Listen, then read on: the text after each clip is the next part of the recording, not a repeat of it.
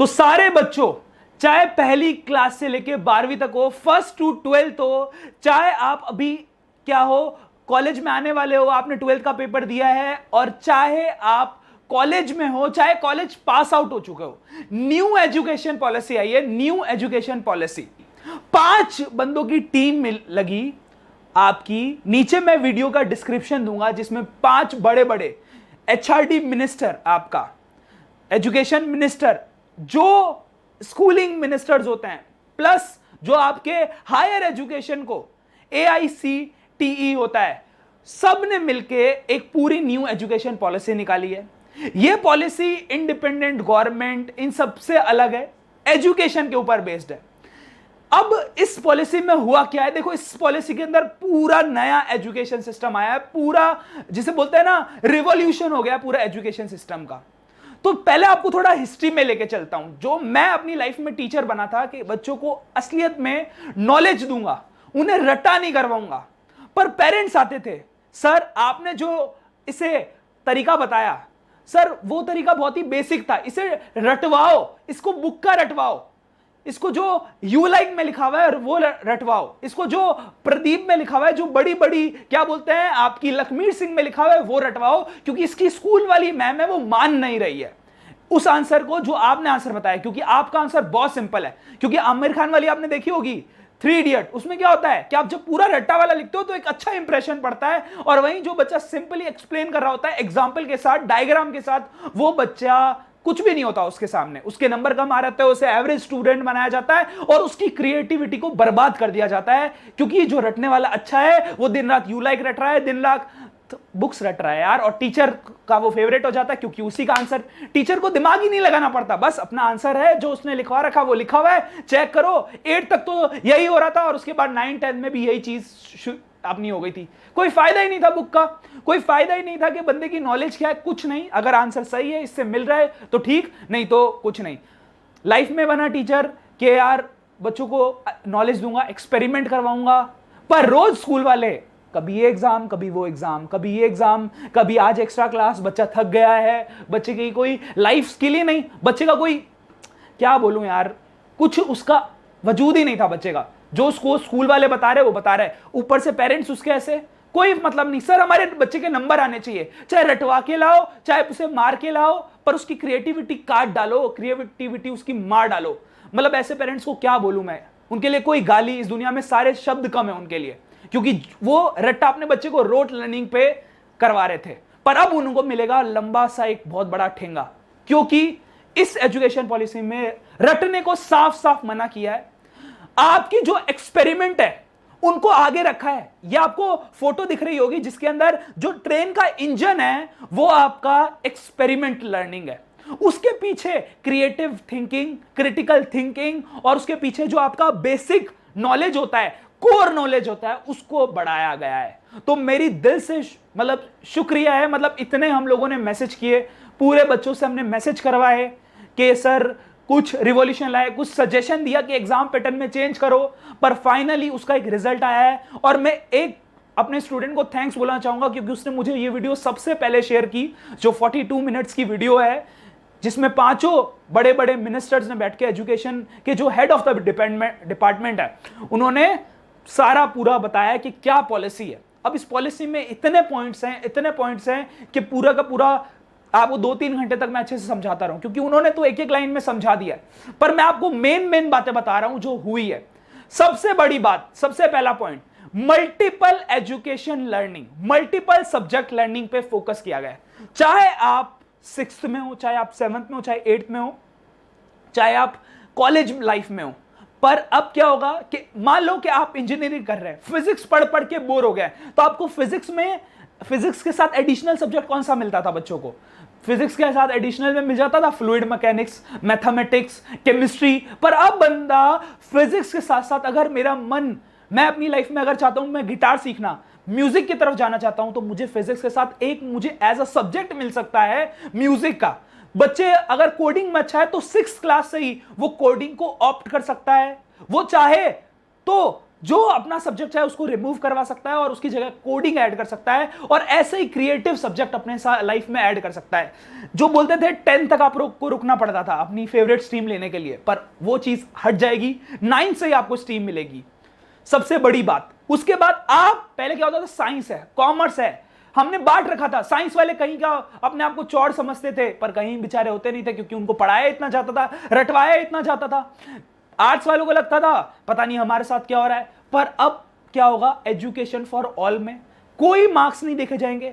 जो सब्जेक्ट आपको पसंद है यार वो लो, जो सब्जेक्ट आपको पसंद है, मान लो मुझे केमिस्ट्री पसंद है तो मैं केमिस्ट्री ले रहा हूं, उसके साथ मुझे इकोनॉमिक्स पसंद है तो मैं वो ले रहा हूं, उसके साथ मुझे कोई वोकेशनल स्टडी का सब्जेक्ट पसंद है तो मैं वो ले रहा हूं। मतलब आप अपने आप को खुद क्रिएट करोगे। अब आपको क्रिएट करने वाले आपके पेरेंट्स नहीं होंगे, आपको क्रिएट करने वाले आपके टीचर्स नहीं होंगे जो आपको एक ही तरह की सजेशन दे रहे होंगे। आप अपने लाइफ को खुद चूज कर सकते हो, आपकी लाइफ का कंट्रोल आपके हाथ में होगा। तो ये सबसे बेस्ट चीज होने वाली है। सेम विद कॉलेजेस, के कॉलेज में सेम आपको मिलेगा। आप जो सब्जेक्ट ऑप्ट करोगे उसके हिसाब से आपको एक क्रेडिट मिलेगा। क्रेडिट का मतलब होता है कि आपको उसमें अच्छा परफॉर्म करने पे कुछ पॉइंट्स मिलते हैं, मान लो 4.5 पॉइंट मिलते हैं आपको एक सब्जेक्ट को अच्छा। पर अगर सारे सब्जेक्ट आपके फेवरेट होंगे तो आपको ज्यादा क्रेडिट्स मिलेंगे। अब होता यह है बच्चों के साथ कि उन्होंने 2 साल पढ़ा और उन्हें लगा कि 2 साल मेरे लिए इनफ है कॉलेज में पढ़ना। 4 साल का डिग्री प्रोग्राम है, पर 2 साल में उन्हें लगता है कि अब मैंने बहुत सीख लिया है, जितना मुझे चाहिए था उतना आ गया है, या फिर मेरे को फाइनेंशियल प्रॉब्लम है, या मैं अभी पढ़ाई नहीं कर पाऊंगा, मेरे को कोई हेल्थ इश्यू हो रहा है। तो क्या होता था, उसे 3rd ईयर में फेल कर दिया जाता था, बेचारे को दोबारा से स्टार्ट करना पड़ता था 1st ईयर से।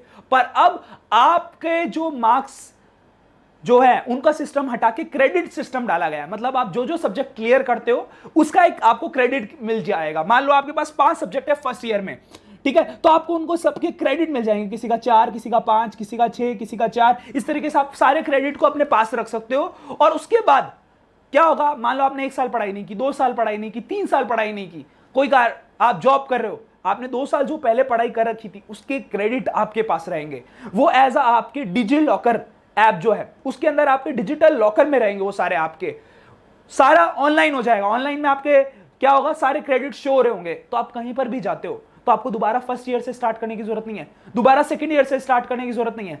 आप अपने क्रेडिट को यूज करके डायरेक्ट 3rd ईयर में जा सकते हो। आप 3rd ईयर तक पढ़े हो, डायरेक्ट 4th में जा सकते हो, चाहे आपका कितना भी गैप हो। No age restriction, knowledge for all. और आप किसी भी कॉलेज में जाओगे तो वहीं से आप स्टार्ट करोगे। बस आपके क्रेडिट्स आपके पास होने चाहिए, और क्या होना चाहिए, आपको पास नॉलेज होनी चाहिए। तो ये सबसे बेस्ट चीज मुझे लगी इस पूरे प्रोग्राम में, कि कॉलेज वालों के साथ इतना फ्रीडम कर दिया है कि आपके क्रेडिट आपके पास है, उन क्रेडिट को आप कहीं पर भी खर्च कर सकते हो। दूसरा जो कॉलेज में सबसे बड़ा चेंज आया है वो ये है कि अगर आप 4 साल में से 1 साल कंप्लीट कर लेते हो, फिर आप निकलना चाहते हो, तो आपको एक डिप्लोमा मिल जाएगा। ये नहीं कि आपको ठेंगा मिल रहा है, नहीं, आपको डिप्लोमा मिल जाएगा। फिर अगर आप 2 साल करते हो तो आपको सर्टिफिकेट मिल सकता है। ऐसे करते करते आप 3 या 4 साल करते हो तो पूरी आपको डिग्री मिल जाएगी। तो आपका तो कहीं नॉलेज वेस्ट हुई नहीं। प्लस इतने सारे एक्सपेरिमेंट बेस्ड आपके ऑर्गेनाइजेशन ओपन होंगे, जिसके अंदर आप जो एक्सपेरिमेंट करना चाहो आपको बकायदा फंड मिलेगा। हम लोग एक कार बनाने जा रहे थे अपने 3rd ईयर में, पर कहां से इतना पैसा लाएं। पर अब बड़े बड़े प्रोजेक्ट को गवर्नमेंट सपोर्ट करेगी, और ये सिर्फ लिखा हुआ नहीं होगा, एक्चुअल में होगा यार। तो ये है एजुकेशन सिस्टम में नया रिवॉल्यूशन जो आ रहा है। इसके अंदर रोड लर्निंग बिल्कुल काट दो, जो रट्टा मारने वाला सिस्टम बिल्कुल काट दो। जो टीचर ने आपको जो बोल दिया कि आप बुरे हो, आपके मार्क्स नहीं आ रहे, मार्क्स से जो जज करते थे वो सब हटा दो। सिर्फ और सिर्फ आपकी कोर लर्निंग पे बिलीव होगा। और जो सिस्टम निकाला है वो कुछ सिस्टम इस तरीके से है कि पहले आपके, जब आप 3 से 8 साल के होंगे, जब आप 3rd क्लास में होंगे, कहीं 3rd क्लास तक पहुंचेंगे, क्योंकि बंदा 3 साल से स्टार्ट करना, पढ़ाई करना स्टार्ट करता है तो 8 तक, कहीं 3rd क्लास तक पहुंचता है। तो उसके अंदर सबको एक जैसा पढ़ाया जाएगा, चाहे बंदा स्कूल में हो, चाहे एमसीडी स्कूल में हो, चाहे आंगनबाड़ी में हो, सबको एक जैसा 3rd क्लास तक पढ़ाया जाएगा। सबकी कोर मजबूत की जाएगी। कोई फालतू के सब्जेक्ट नहीं मिलवाए जाएंगे। आपकी मैथ्स पे, आपकी बेसिकली इंग्लिश पे इतना फोकस किया जाएगा, क्योंकि 3rd क्लास तक साइंस वाइंस नहीं होती, तब तक बच्चे को सिर्फ पढ़ना सिखाया जाता है, उसको प्लस माइनस नॉर्मल सिखाया जाता है। इस बार जो बचपन में हम टेबल रटवाई जाती थी ना, जो पहाड़े रटवाए जाएंगे वो नहीं करवाया जाएगा। कोर पे मजबूत करेंगे कि बच्चा पहाड़ा कैसे बनता है उसके ऊपर ध्यान दिया जाएगा। तो पहले इन 3 साल में ये काम होगा। फिर बच्चा जब थर्ड क्लास से आपकी 6th क्लास तक जाएगा, तो कोशिश की जाएगी थर्ड क्लास से 3rd 4th 5th 6th आपकी इन क्लासेस में ये किया जाएगा कि बच्चे की स्किल्स पे देखा जाएगा कि बच्चा किस स्किल में अच्छा है। क्या वो स्पोर्ट्स में अच्छा है? स्पोर्ट्स को पहले क्या होता था, स्पोर्ट्स आपके पास है extra curriculum activity, extra curriculum है। म्यूजिक आपके पास है एक्स्ट्रा करिकुलम है, पर नहीं, म्यूजिक एज अ सब्जेक्ट होगा, म्यूजिक के एज आपको मार्क्स मिलेंगे, म्यूजिक से आपको जज किया जाएगा कि आपके अंदर कौन सी स्किल है, और प्लस आपके वो रिपोर्ट कार्ड में 3rd to 6th क्लास के बीच में लिखा जाएगा। फिर आपके आते हैं 6th से हम 9th पे, 6th से आपकी 8th पे। पहले तो उसके अंदर नॉर्मल आपको एक्सपेरिमेंटल बेस आपको कोडिंग सिखाई जाएगी, और आपको मेनली टेक्नोलॉजी से हर किसी को अवेयर करवाया जाएगा। और उसके बाद आपके बचते हैं 9 to 12।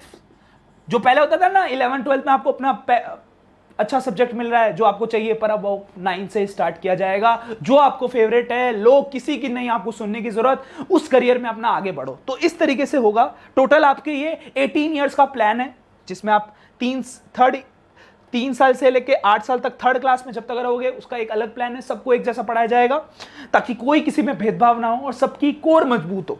उसके बाद आपकी जो क्या बोलते हैं कि आपकी जो इंटरनल आपकी स्किल्स है उनको बिल्ड किया जाएगा। फिर आपकी क्लासेस को इंटरैक्टिव बनाया जाएगा, और फिर आपको एक्सपेरिमेंट से इतना अच्छा लर्न करवाया जाएगा। तो ये हुआ है, रटा बिल्कुल हटाओ। अब इसमें लोग बोलेंगे फिर लोग मार्क्स से जज करेंगे हमें। अरे नहीं यार, तुम्हें मार्क्स से अब कोई जज नहीं करेगा, क्योंकि 3rd क्लास से लेके 12th क्लास तक एक ही रिपोर्ट कार्ड होगा, जिसके अंदर आपकी जितनी भी आपने अचीवमेंट की है, चाहे आपने नॉर्मल पोएम कंपटीशन भी जीता हो, चाहे आपने नॉर्मल कोई एक कंप्यूटर सर्टिफिकेट भी आपके पास हो, तो वो लिखा जाएगा यार इस बच्चे ने ये काम किया है। क्या होता था, हम लोग पहले हमें सर्टिफिकेट मिलते थे, पता नहीं उनका क्या हो रहा है, कोई काम नहीं आते थे, पर अब वो लिखा जाएगा बाकायदा आपके सिलेबस में। जब मैं वीडियो देख रहा था ये वाली, तो मैंने ये देखा कि यार इसमें जो स्पीकर था वो ये बोल रहा है, बकायदा ये बोल रहा है कि बंदे का पूरी हिस्ट्री देखी जाएगी कि इस बच्चे ने क्या किया और अचीवमेंट किया, क्योंकि सब बच्चे यार पढ़ाई में अच्छे नहीं हो सकते। सब में किसी में गॉड गिफ्टेड टैलेंट होता है, उसे लोग मानते ही बोलते हैं यार ये तो कुछ नहीं है, पागल है, पर एक्चुअली में वो एक उसका टैलेंट है। उस टैलेंट को क्यों मार रहे हो यार, उसको क्यों रटवा रहे हो आप? तो ये कुछ बड़े इतने बदलाव है ना, मैं आपको क्या बताऊं कि दिल से खुशी हो रही है मुझे इस चीज को बताते हुए। तो ये आपके ओवरऑल मैंने ऊपर के सारे पार्ट कवर करे हैं।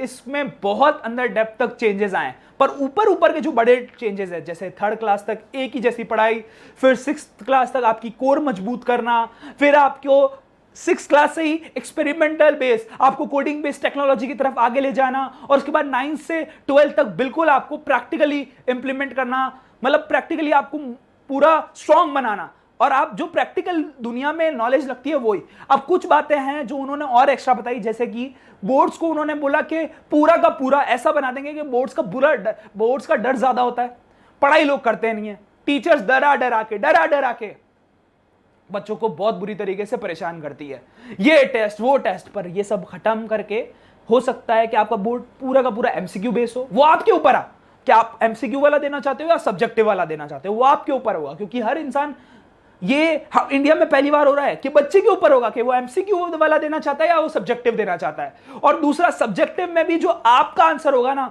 वही सही आंसर होगा। ये नहीं कि टीचर ने किसी ने बताया, अगर आपका out of the box answer भी है, अगर आपका आंसर क्रिएटिव भी है, तो पूरे मार्क्स मिलने हैं आपको, मैं बता रहा हूं। तो क्या ये अच्छा नहीं है? क्या ये एजुकेशन सिस्टम बढ़िया नहीं है? मैं आप लोगों से पूछता हूं, और मैं आप लोगों को ये बोलता हूं कि अगर सच्चे आप लोग एजुकेशन में चेंज लाना चाहते हैं और लोगों को आप इसकी तरफ आपको लगे कि टीचर्स भी माने, स्टूडेंट भी ये माने, रट्टे को हटाए, हमारा मेन मिशन है यार, हम रट्टे को हटाएं, और पेरेंट्स को यार अवेयर करें, टीचर्स को अवेयर करें, यार कुछ तो सद्बुद्धि लाओ, बच्चों को क्यों बोल रहे हो ये रट लो, क्यों बोल रहे हो मेरे ही आंसर होना चाहिए। तो ये सब चीज आप कर सकते हो। बस आपको क्या करना है, इस वीडियो को देखो, आपको ऐसा लगेगा मैं शेयर की भीख मांग रहा हूं, पर ये भीख नहीं है, पर एक सच बात ये है कि ये हर बंदा अवेयर होना चाहिए इस चीज से, और इस चीज को जल्दी से जल्दी हमें इंप्लीमेंट करना है ताकि हमारा फ्यूचर बचे, हमारा पूरा का पूरा जो क्या बोलते हैं हमने अपनी जिंदगी लगाई है वो सही पाथ पे लगे, ये नहीं सिर्फ रटने में और हमें क्या मिले, जॉब के नाम पे फिर कुछ ना मिले। तो इसीलिए शेयर करो। बाय बाय, जय हिंद। और बस अब कुछ लाइफ में सीखो यार, स्किल अपने अंदर बिल्ड करो, रटने से ज्यादा स्किल पे ध्यान दो। दिल से मेरा मिनिस्ट्री को शुक्रिया, और दिल से जिस बच्चे ने मुझे शेयर किया, अमित पटेल, उसका शुक्रिया, और आप सबका भी शुक्रिया देखने के लिए। Bye bye.